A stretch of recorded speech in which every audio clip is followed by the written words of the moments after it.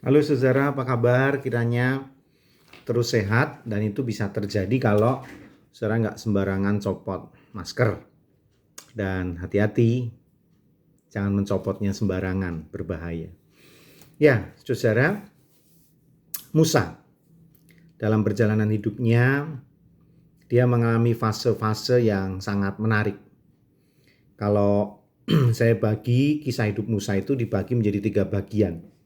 40 tahun, 40 tahun, 40 tahun, kira-kira gitu. Fase pertama, 40 tahun pertama, sebagai anak muda, kira-kira gitu ya.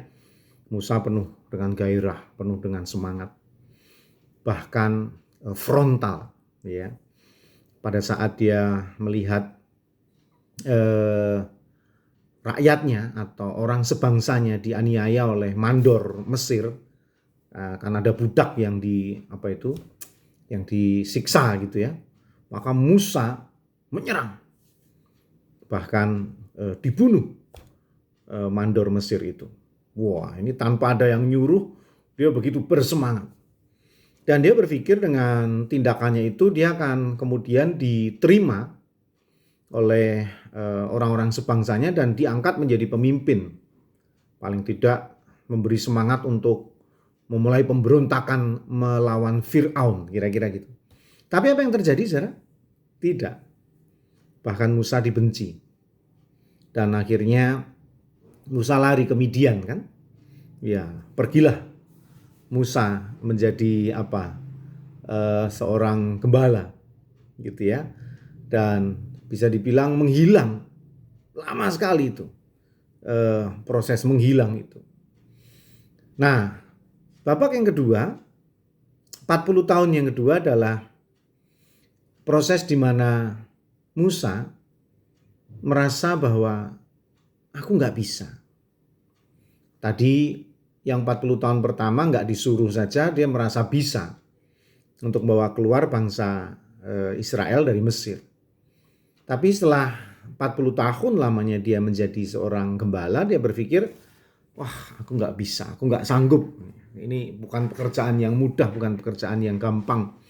Akhirnya dia putus asa, dan bahkan ketika Tuhan memintanya, 5 kali sampai Tuhan memintanya untuk menghadap Fir'aun dan bernegosiasi agar membawa keluar bangsa Israel dari Mesir, Musa selalu menolak, enggak, tidak dan tidak gitu ya. Ya, jadi bagi dia itu satu hal yang mustahil. Dan Tuhan juga pantang menyerah. Sampai akhirnya setelah 5 kali diminta dan didukung oleh Harun abangnya, maka negosiasi itu terjadi dan Musa bisa membawa keluar bangsa Israel dari bangsa Mesir, dari kerajaan Mesir.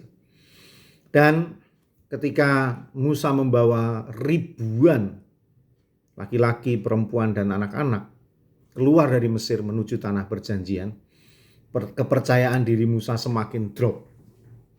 Karena banyak banget, begitu sulit, begitu berat untuk mengelola sebegitu banyak manusia itu. Tapi babak yang ketiga dalam hidupnya selama 40 tahun di padang pasir, ini adalah 40 tahun yang ketiga, 40 tahun yang terakhir, memang bukan Musa yang mengatakan bisa, tapi Tuhan bisa. Aku bisa, aku tidak bisa, Tuhan bisa. Itulah kisah hidup Musa. Proses yang harus dijalani oleh Musa dan sangat menarik. Kadang itu menjadi proses dalam hidup kita ya saudara. Wah aku bisa, penuh dengan percaya diri. Tapi akhirnya kegagalan demi kegagalan dan membuat kita jatuh dan kehilangan kepercayaan diri. Sampai akhirnya kita menyerah dan mengatakan aku gak bisa. Tapi jangan lalaikan, jangan lupakan, ada Tuhan. Anda nggak bisa, saya nggak bisa, tapi Tuhan bisa.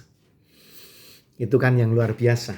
Dan Tuhan mengingatkan apa yang bisa dia lakukan itu di dalam Ulangan 32, dalam nyanyian Musa, ayatnya yang ke-11 dan 12. Ini yang dia rasakan dari pertolongan Tuhan. Ulangan 32 ayat 11 dan 12. Laksana Raja Wali, menggoyang bangkitkan isi sarangnya, melayang-layang di atas anak-anaknya, mengembangkan sayapnya, menampung seekor dan mendukungnya di atas kepaknya. Demikianlah Tuhan sendiri menuntun dia, dan tidak ada Allah asing menyertai dia. Musa bisa, tapi akhirnya Musa nggak bisa. Jangan lupa, Tuhan bisa. Tuhan melampaui segala kemampuan Musa untuk menolong umatnya, untuk melepaskan perkara persoalan umatnya, dan tentu menolong Musa untuk menghadapi kesulitan-kesulitan besar. Kesulitan besar apa yang saudara hadapi ketika saudara sempat mengatakan, aku nggak bisa, aku nggak sanggup. Jangan lupa, Tuhan bisa menolong saudara. Masih bersama dengan saya Pendeta Yudi dalam Renungan Emas, esok masih ada solusi.